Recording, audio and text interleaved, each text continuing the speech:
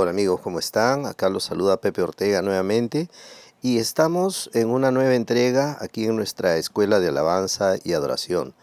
El día de hoy nuestro tema se llama ¿Existe un ministerio de alabanza?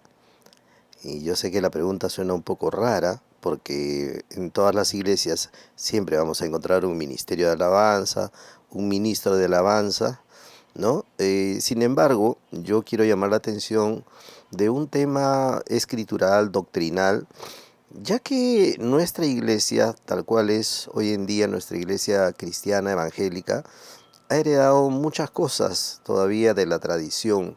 Recuerden que después de la época de Cristo y de los apóstoles, en sí el cristianismo entró en una época de oscurantismo, ¿no? Y una de las cosas que caracteriza esa época es la separación entre lo que es el clero y los laicos.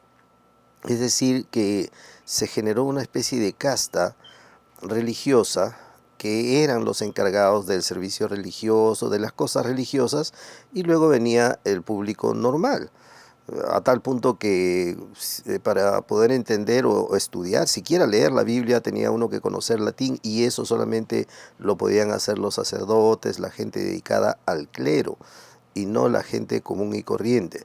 Bueno, ya han pasado los años, han habido una serie de reformas y todo esto, sin embargo, todavía hemos heredado un poco de esa mala tradición que no existe en el cristianismo bíblico, que es separar entre los creyentes a un grupo de gente dedicada exclusivamente al servicio religioso y a un grupo de gente que no. Es cierto que la misma Biblia, en el capítulo 4 de Efesios, nos habla de dones ministeriales, de llamados específicos a tiempo completo, ¿no es cierto? Para el apóstol, para el profeta, el evangelista, el pastor y el maestro. Sin embargo, más allá de ese tipo de funciones, no existe más una separación. Imagínense una iglesia en la cual haya un grupo de gente que sean llamados el ministerio de lectura de la Biblia, que haya un ministerio de oración. Bueno, así suena cuando uno dice que existe un ministerio de alabanza. Ahora, yo sé a lo que nos referimos a un grupo generalmente de músicos y cantantes que son los que se encargan de ministrar, de interpretar desde el púlpito, desde el escenario, los temas de alabanza y adoración para que cante la congregación. Pero, amados hermanos, esto es algo un poco peligroso, porque la Biblia es muy clara en señalar en el Nuevo Testamento que los que deben dedicarse a la alabanza y a la adoración son todos los creyentes. No hay una separación. Entonces, esta separación de oficio que existe para que un grupo de gente se dedique básicamente al tema de la música, muchas veces lleva a pensar a la gente de que la alabanza y la adoración es para un grupo o un cierto sector, un cierto grupo de gente de la iglesia. Y podríamos decir, bueno, ahí va un adorador de Dios, él es un adorador, algunos les llaman salmistas, en fin. Sin embargo, yo lo que quiero recalcar es de que esa labor de alabar y adorar a Dios es una labor de todos los creyentes, todos los creyentes. Yo buena parte de mi ministerio lo dedico a enseñar justamente a ministros de alabanza y adoración y a pastores la parte doctrinal de la alabanza y adoración. Pero siempre también soy muy claro en expresar de que estos conocimientos son para todos los creyentes. No son solamente para la gente del Ministerio de Alabanza y Adoración. Es un error muy grave el creer de que solamente hay una gente especializada para alabar y adorar a Dios. Y voy a sustentar esto que estoy diciendo con algunas escrituras. Por ejemplo, en Efesios 5:18, una escritura que yo uso bastante, 5:18 y 19, la carta a los Efesios, Efesios 5:18, 19, que dice, y no os embriaguéis con vino, en lo cual hay disolución, sino sed llenos del Espíritu, hablando entre vosotros con salmos, himnos y cánticos espirituales, cantando y alabando con vuestro corazón al Señor. Amados hermanos, este pasaje no está dedicado a los músicos de la congregación, este pasaje está dedicado a toda la iglesia de Éfeso. Es decir, todos deberían estar cantando y alabando con vuestro corazón al Señor. ¿no? Y este pasaje similar se encuentra en el capítulo 3 de Colosenses, ¿no? Ahora, por ejemplo, el apóstol Pedro nos habla en la primera carta, capítulo 2 en dos pasajes muy específicos acerca del sacerdocio. Voy a leerlos. Primera de Pedro 2:5 dice: también vosotros, como piedras vivas, sed edificados como casa espiritual para un sacerdocio santo, para ofrecer sacrificios espirituales aceptables a Dios por medio de Jesucristo. Bueno, este es un pasaje profundísimo, ¿no? O sea, realmente uno podría estar acá varias semanas enseñando todo el contenido doctrinal de este pasaje, pero aquí dice varias cosas que podemos verlas rápidamente. Dice, para un sacerdocio santo, ¿a quién le está hablando el apóstol Pedro?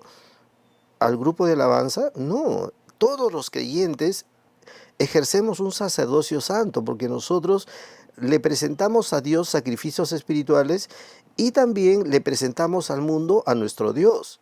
Es decir, conectamos al mundo que no tiene a Cristo, lo conectamos con Dios y también ministramos a Dios, ofrecemos sacrificios espirituales aceptables a Dios. Todo por medio de Jesucristo, que es nuestro sumo sacerdote que está sentado en ese momento a la diestra de Dios Padre. Pero somos todos los creyentes, todos, tú que me estás oyendo, independientemente que estés o no dedicado a la alabanza y adoración, tú también eres un sacerdote de Dios y por tanto debes ser edificado para ofrecer sacrificios espirituales aceptables a Dios. Eso estaba en 1 Pedro 2:5 y en 1 Pedro 2:9 dice lo siguiente: pero vosotros sois linaje escogido, real sacerdocio, nación santa, pueblo adquirido para posesión de Dios, a fin de que anunciéis las virtudes de aquel que os llamó de las tinieblas a su luz admirable. Anunciar las virtudes, eso es alabar, exaltar a Dios. Y esto es un trabajo de todos nosotros, ya que todos somos linaje escogido, real sacerdocio, nación santa, pueblo adquirido para posesión de Dios. ¿Se dan cuenta? Entonces, si Dios nos ha adquirido y somos un pueblo escogido, linaje escogido, un real sacerdocio, es para ofrecer este tipo de exaltación, para anunciarle al mundo las virtudes de nuestro Dios. Fíjate en el primer capítulo de la carta a los Efesios, a partir del versículo 3 en adelante. Yo quisiera que tú te tomes el trabajo de leerlo. A partir del versículo 3 del capítulo 1 de Efesios. Allí el apóstol Pablo hace una separación muy evidente entre las obras del Padre, las obras del Hijo y las obras del Espíritu Santo, ¿no? Cuando se refiere al Padre dice que nosotros hemos sido creados y hemos sido escogidos, ¿no? Desde antes de la fundación del mundo. ¿Para qué? Para alabanza y gloria de su nombre. Y luego dice que Él nos hizo aceptos en el amado, en el cual tenemos redención, tenemos un rescate, es decir, hemos sido salvados por su Hijo, por su unigénito Hijo. Y ahora eso también dice que es para alabanza y gloria de su nombre. Y finalmente dice que hemos sido sellados con el Espíritu Santo para alabanza y gloria de su nombre. Es decir, nosotros hemos sido creados, todos los creyentes hemos sido creados para alabanza y gloria del nombre de nuestro Señor. ¿Se dan cuenta? No solamente un ministerio de alabanza. Yo entiendo que haya un grupo de gente dedicada a la música que pues se toma más en serio eso, en el sentido de que tienen el talento musical y tienen obviamente que dedicarse un poco más a eso, es decir, ensayar más, preparar las canciones, pero el ministerio de alabanza entonces debieran ser al menos los expertos en toda la parte doctrinal de la alabanza y adoración. Debieran ser el ejemplo, debieran ser aquellos que están impulsando y alentando a la congregación a alabar y adorar a Dios. Miren, nosotros siempre estamos hablando de avivamiento y es lo que deseamos en nuestros corazones, ¿no? Que haya un avivamiento en la iglesia de Cristo. Pero el avivamiento nunca va a venir si es que los dedicados a la música, solamente ellos se dedican a alabar y adorar a Dios. Probablemente hay una mayor manifestación de la gloria de Dios en las iglesias y por ahí se empieza, pero no será hasta que toda la iglesia en conjunto, en unidad, estén alabando y adorando a Dios de manera correcta y de manera continua, entonces recién ahí se dará el avivamiento que estamos esperando y que estamos deseando todos. Es toda la congregación. Yo anhelo con todo mi corazón que los pastores de las iglesias se den cuenta de este error en el cual ha caído la iglesia contemporánea. de separar la alabanza y la adoración como si fuera una actividad exclusiva de los músicos. No es así. Como les digo, imagínense una iglesia que diga, ah, ya, este es el grupo que lee la Biblia, ¿no? Este es el grupo que ora, porque hay un grupo que alaba y adora. No puede ser así. Todos los creyentes tenemos que leer la Biblia, todos los creyentes tenemos que orar, todos los creyentes debemos alabar y adorar. Entonces, la primera gran responsabilidad que tenemos aquellos que pertenecemos al llamado ministerio de alabanza es ser unos expertos, no solo en la parte doctrinal, sino sobre todo en la práctica de alabar y adorar a Dios, de tal manera que cuando nosotros ministramos, siempre se manifiesta la gloria de Dios. Y no tenemos que estar batallando y luchando. Bueno, eso sucede cuando no tenemos la práctica de hacerlo. Y la práctica es en nuestras casas, en nuestra vida diaria, tener tiempos de alabanza y adoración personal. Pero nuestro segundo gran rol es inspirar a la congregación a hacerlo. Es más, yo creo que en todas las iglesias debieran haber cursos de alabanza y adoración para toda la iglesia. Toda la iglesia debiera saber cómo alabar y adorar a Dios en sus casas. Es un error adicional el hacerles creer que solamente en el templo se puede manifestar la gloria de Dios. Ya bien claramente las Escrituras dicen pues que Dios no habita en templos hechos de manos de hombres, Dios habita en nosotros. El templo somos nosotros. A veces cantamos y decimos en las iglesias, bienvenidos a la casa de Dios. Y es una ilustración que yo no uso realmente nunca. ¿Por qué? Porque la casa de Dios somos nosotros. Nosotros, cada uno de los creyentes somos ahora el tabernáculo de Dios, el templo de Dios. Y debemos saber alabar y adorar a Dios en nuestras casas. Y podemos llegar el día domingo a alabar y adorar a Dios de manera comunitaria, en unidad, todos juntos, pero habiéndolo hecho durante la semana. Yo no creo que exista algún creyente que solamente lee la palabra de Dios o escucha la palabra de Dios solamente el día domingo, por 30 minutos, 40 minutos. Realmente sería un error muy grande, ¿no? Vivir así significaría pues estar alejado realmente de la presencia de Dios.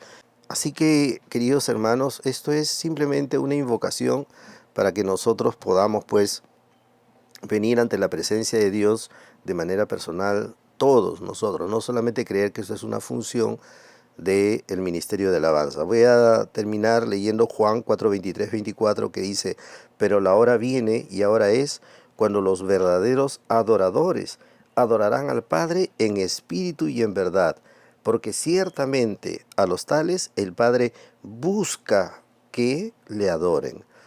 Dios te está buscando, Dios está buscando verdaderos adoradores en espíritu y en verdad. Entonces tenemos pues que adorar a Dios.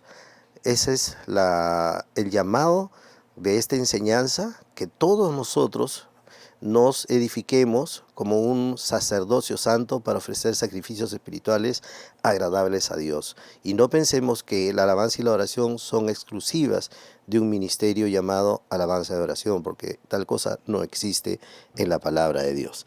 Les mando un fuerte abrazo, muchas bendiciones y nos vemos pronto.